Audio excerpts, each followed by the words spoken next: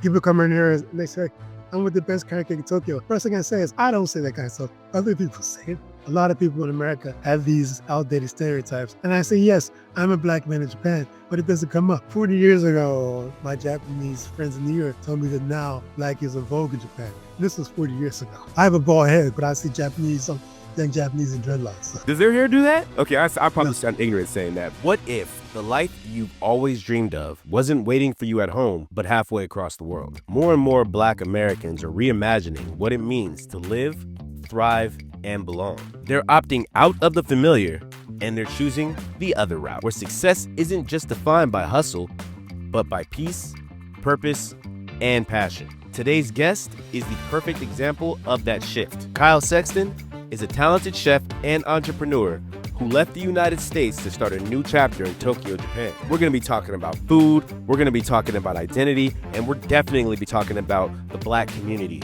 especially what it means to carve out a space for yourself so far away from home. All right, my name is Mike Riley, and this is The Other Route. Let's get into it. Well, let's start with your story. Can you tell us a little bit about where you're from originally, and what was your upbringing like here in the United States? Well, I'm from York, Pennsylvania. It's the first big city after the Mason-Dixon line. It's near the border of Pennsylvania and Maryland. I didn't know all this when I was growing up, but my people were coming from Barronburg, South Carolina, going to New York City.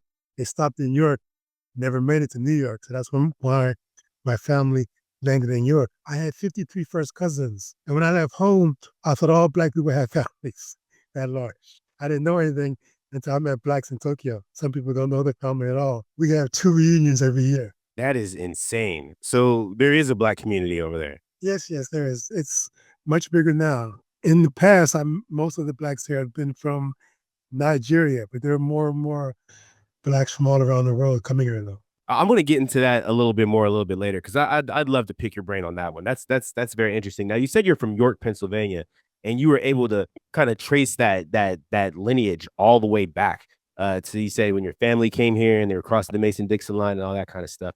That's pretty interesting. What's that like, having that transition? Because I understand that history for Black people isn't necessarily there in Japan. No, it isn't. But I mean, I left Pennsylvania. I graduated high school in '76, and I left York in 1977. Went to school in Providence, School of Photography for 1 year, and then I moved to New York in theory to become a fashion photographer. But I never pursued it at all because soon after moving there, I became obsessed with Japanese culture. So I was only interested in moving to Japan. My only job in America has been a photo finisher. I used to process film, which I did in 3 different states. That's all I knew. Photo finisher, processing film. What got you into the culinary arts? How did you dip into that world? How did you become this world renowned chef or baker? I don't know if there's like a technical term for being a baker. I mean, I know you're known for your carrot cake. We'll get into that in a minute too. But what got you into the culinary world? Just by happenstance. I mean, I always wanted to be a restaurateur from when I was young, but I never thought of opening a bakery here. When I say about my obsession, I moved here, I was 27 years old, and I moved here with just $300. That's all I had.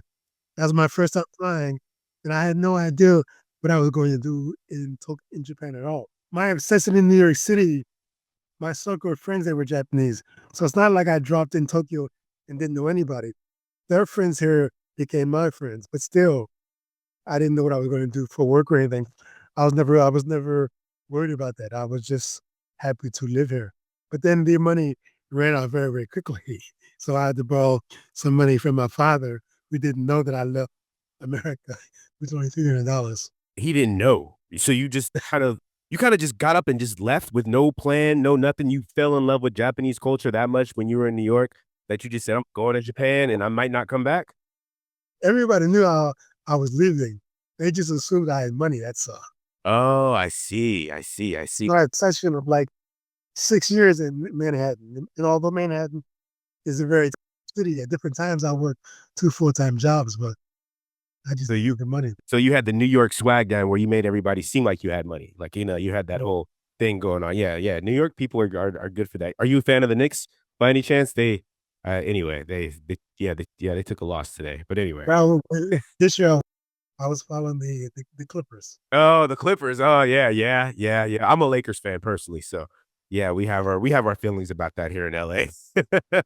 So you now run a bakery in Tokyo called Kyle's Good Finds, which is definitely a vibe, by the way. What inspired you to take that leap and build a life and business in Japan of all places? Nothing conscious, none at all. I was baking a carrot cake, taking it to friends' apartments for parties. Not silly at all. Uh, Independently, three Japanese friends out of the blue offered me $10,000 each to open a bakery. A fourth friend actually found the bakery for me. So I tell people they sort of push me into it.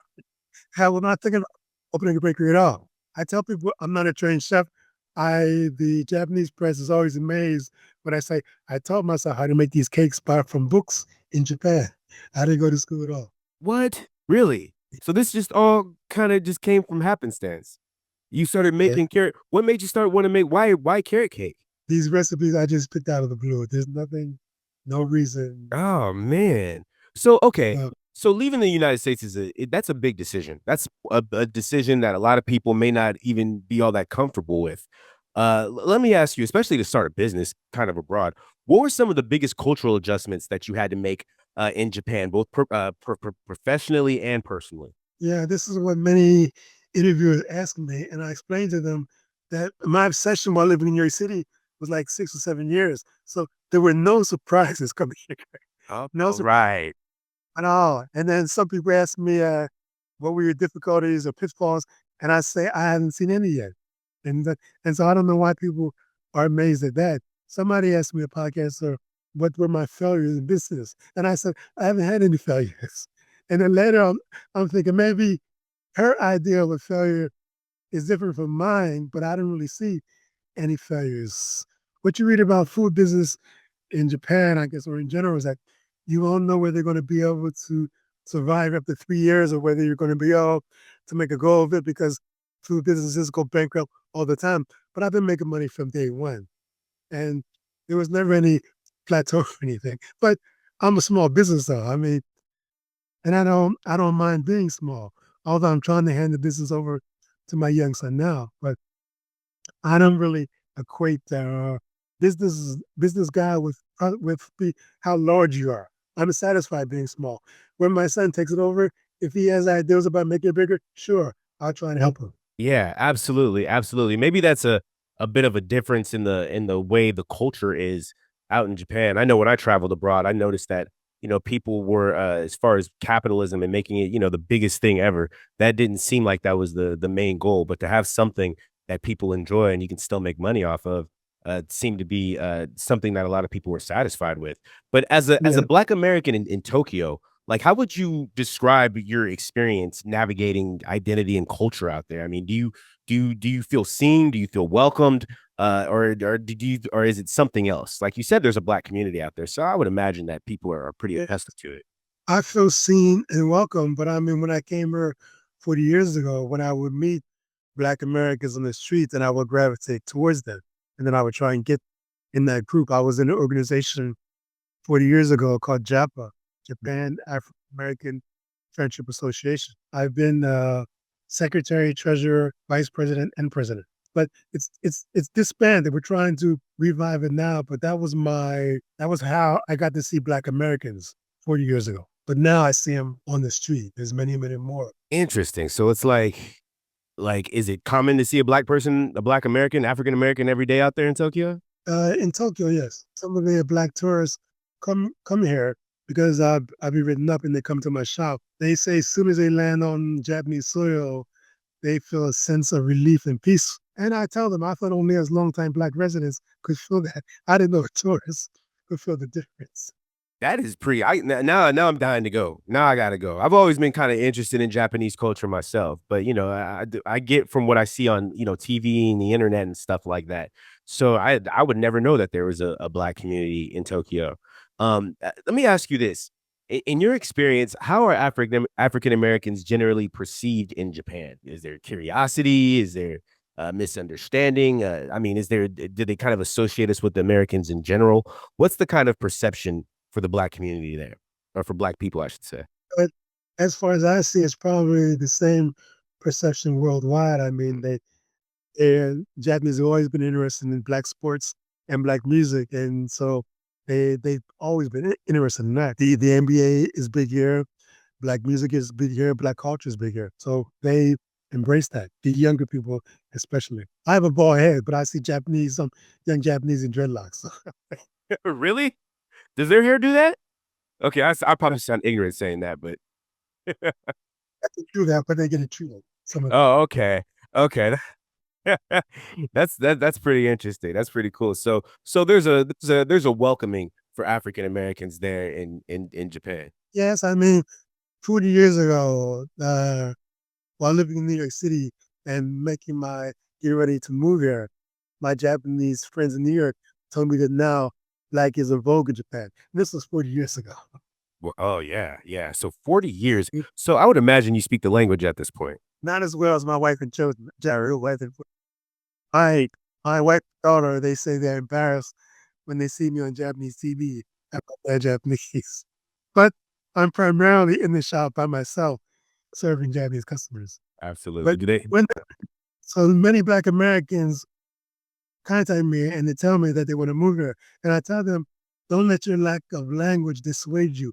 You learn it eventually, but you can still live here and while you're learning Japanese. That is possible. Absolutely. What about reading the alphabet? But that's a little bit more difficult. Yeah, yeah, I would bet. I would bet. I don't know if that's something I would ever kind of figure out. Okay, let's talk about food here for a second. Okay. Now, you grew up in a black family here in the United States, so I would imagine you grew up with a lot of our cuisine, and I would imagine that's might have been something you took there to Japan with you. Um, Yeah. I was always around my family in York, PA. So my exposure was always to them. I thought it was only our family eating black eyed peas and rice for New Year's. I didn't know that blacks ate that. Yeah, I didn't know until I started cooking soul food that it was called Hoppin' Jalan. And I didn't know that. But I knew that because I met other blacks here. And then I met blacks here from Texas. And 40 years ago, I didn't know what Juneteenth was. And they told me it's a national holiday now. But 40 years ago, I learned it from people only in Texas. do you guys kind of like? I'm sure you get those messages about what's going on here at home back there in Japan. Yes. I have. Yeah, yeah, yeah, absolutely. I would imagine so. So, how do Japanese customers kind of respond to like African American cuisine and African American tastes? I mean, is it how would you did you have to adjust your culinary style? Is there like a fusion thing kind of going on out there? And how do people like what you're serving out there? Well, I have not adjusted my taste for anything. I I make it the same way that it is in the cookbooks. Before opening up, in my mind, I thought maybe I have to settle for a person who wants an authentic American cake because I'm not gonna change my recipes, which everything you read says to do. But it wasn't necessary. The average Japanese housewife, they just come in, they say, "Is it sweet?" I say yes because they think everything American is sweet. As far as a cooking, I guess the people who come for my cooking, they're seeking out Afro American cooking. Although there are soul food restaurants in Tokyo now, there were not 40 years ago, but there are now. Are they ran by black people? Yes, yes. Oh. Yeah, we have every kind of black food in Tokyo. Tokyo is like New York.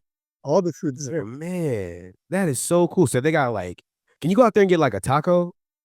That's kind of not that's not a black food, but Oh, no, I'm curious. that's there are more. That's more popular than black food. Oh my goodness, that's something. Cause like I swear, leaving LA and trying to get a taco, at least a good one. I mean, or leaving California for me has been quite a challenge. I haven't been to Texas yet, but anyway, let me ask you this. Do you see food as a form of like cultural storytelling, I should say? And if so, what's the story you're hoping to tell through Kyle's Good Finds?